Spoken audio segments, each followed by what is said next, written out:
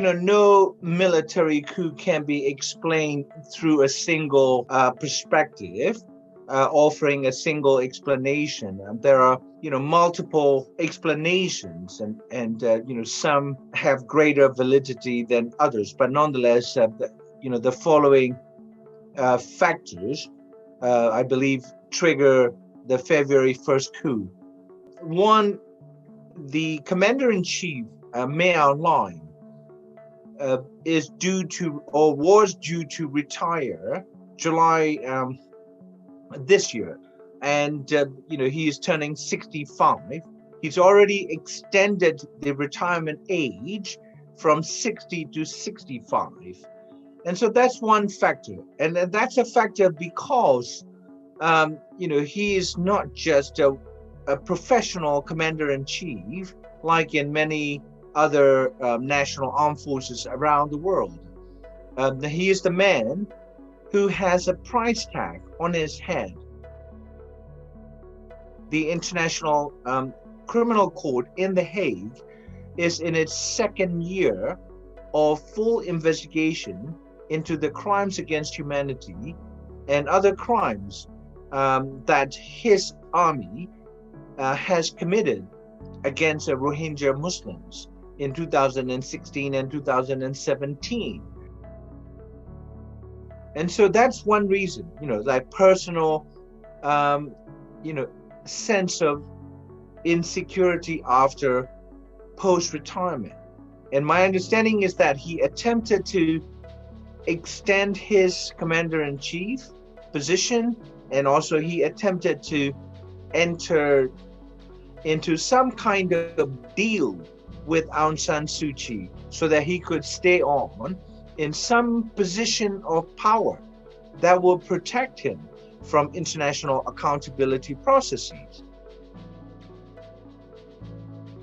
So we had a similar situation in Sudan as, about 10 years ago, the Darfur, the South Sudan, went through a similar genocidal, and the ex-general and then president of Sudan, Omar al-Bashir, he was wanted by the ICC for genocide and crimes against humanity, and he was protected by the fact that he was the head of state. Yeah, so the International Police Organization, Interpol, had an arrest warrant, but he was able to travel across African continent, including Republic of South Africa, and he was untouched. Yeah, so as soon as he was overthrown, he found himself in a situation where he would be very likely to be transferred to ICC or some kind of international criminal trial. And so these dictators with the skeletons in their closets, they look at what happened to other dictators. Pinochet is another example. That's one reason, his personal security. And the other is, in a country like Burma, where the military is also one of the most corrupt and richest institutions. The generals amass personal wealth. And Min Aung Hlaing himself and his family are reportedly the owners of about 80 different companies. And so that you can only protect your wealth that you accumulated through your years in power. Only if you still have that power, it can be taken away. That's second reason. And the third reason is that, military coups are institutional act.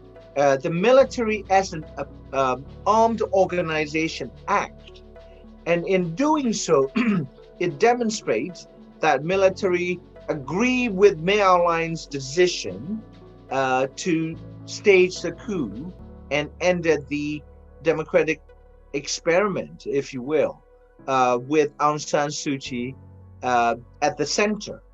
For the simple reason, the military felt that its economic, institutional, and political interests had been compromised or had been pushed back or curtailed by even the limited democratization process led by Aung San Suu Kyi. So there are three major reasons wherein the military decided that the coup was the best act that would protect both personal safety and personal economic interest of top generals, not just Mae Aung Hlaing, and the military as an institution.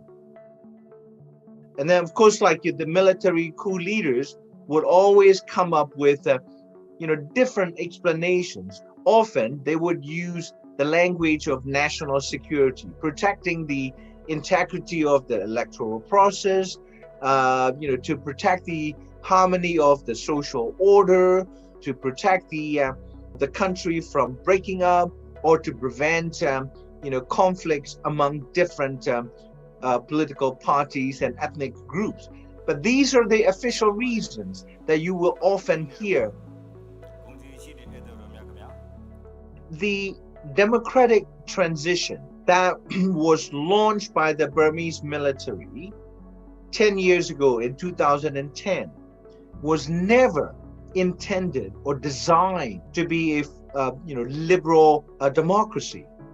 If you look at the Constitution of 2008, which the military drafted in a public referendum in 2008, it spelled out the nature of the Burmese democracy that the military designed.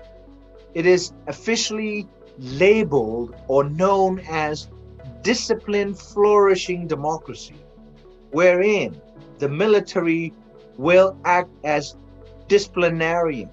If civilian politicians get out of line, the military feel it is their job to whip the politicians, civilians, back into line.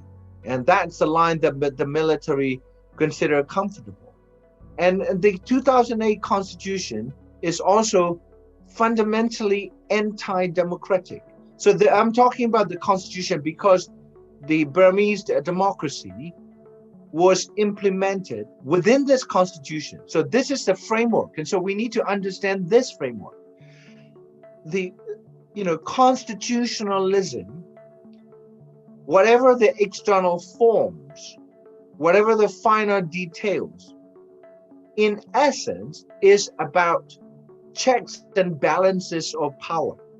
And in this 2008 Constitution, the military is not accountable to anybody. The military is put above the law.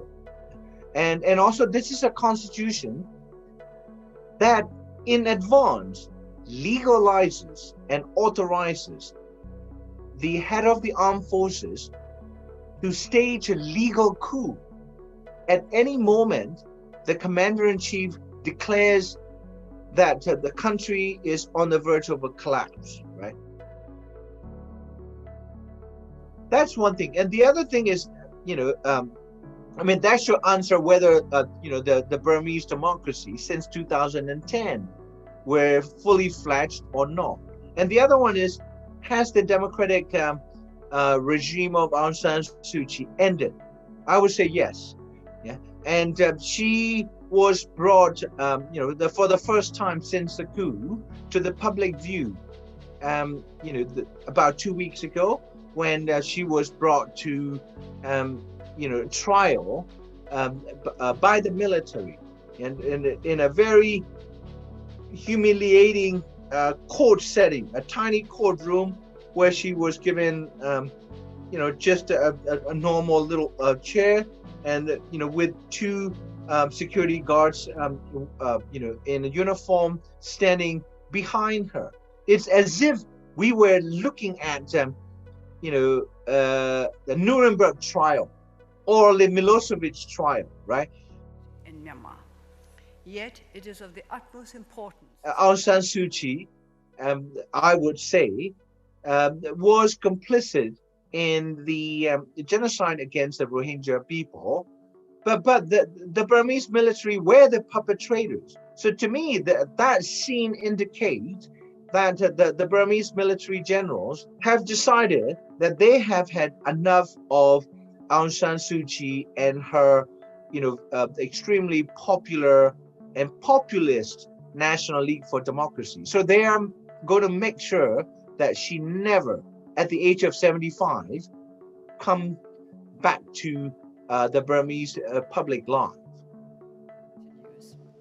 On which famous people from all walks of life. Well, the country is divided already. If you ask anyone on the streets in Rangoon or Mandalay and other cities, they would tell you the military, despite all the arms and organizational strength, have been unable to put the population of Burma under its administrative control. And we also have about 20 different armed ethnic organizations that control different sizes of territories and populations and local economy. And so there is basically no state actor that is legitimate and that enjoys the popular mandate to rule the country at the moment. Yeah?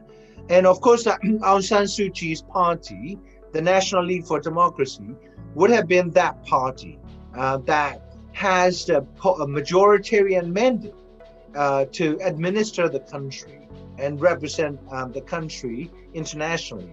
But that's ended already.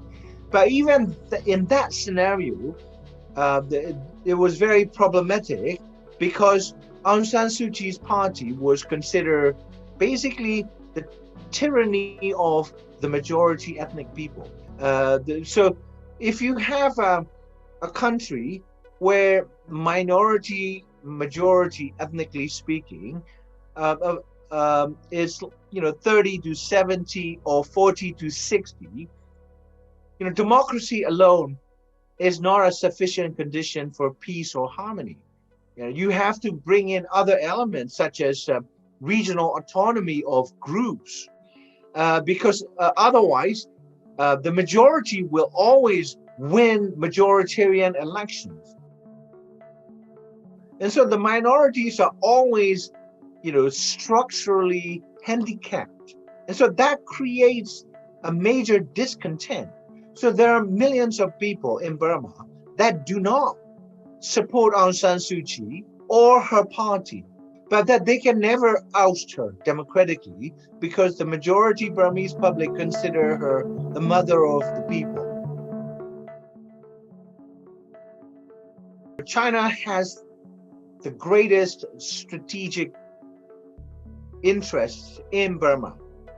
You hear a lot from European Union, North American governments such as US or Canada, making a lot of statements and, tweeting, issuing statements. But no government in the world has far greater interest in Burma than China.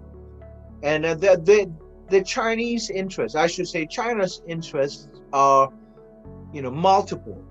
The energy security, China has for decades used oil or imported oil from the Middle East, Saudi Arabia, Iran, Iraq, you name it.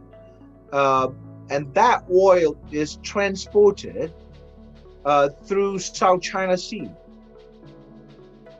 But South China Sea is a very conflict-prone because of China's projection of its, sovereignty over, thousands of miles, from its shore.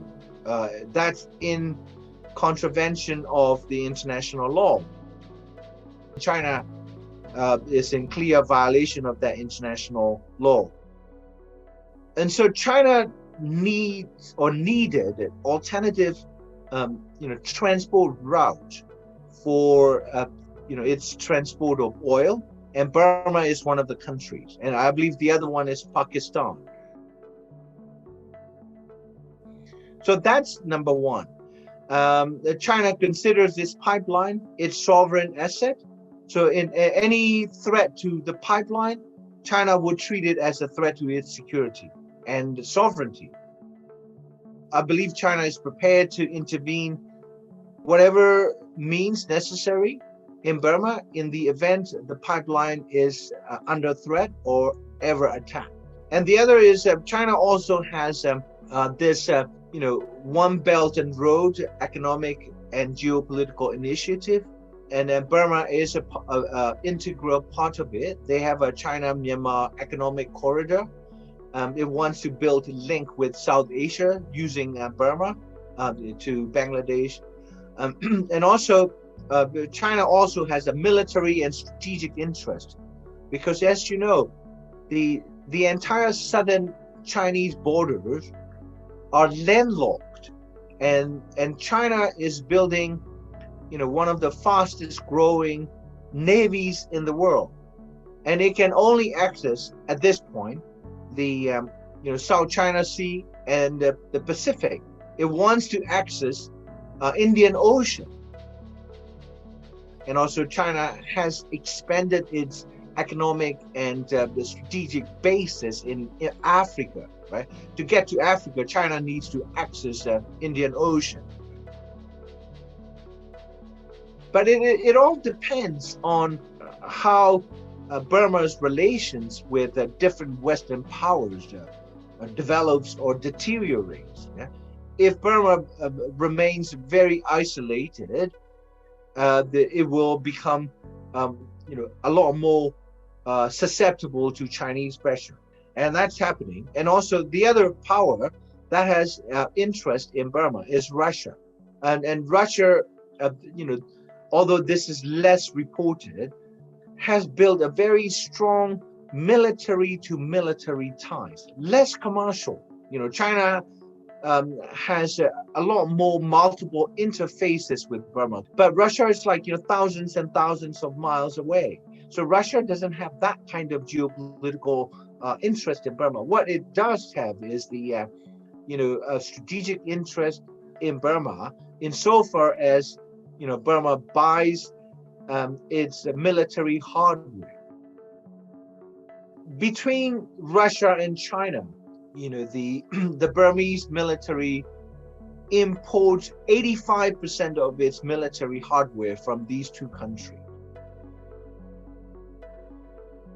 And also, the other important point is the Burmese military has, developed a training program with the help of Russia, to train Burmese military engineers and other military personnel in Russia.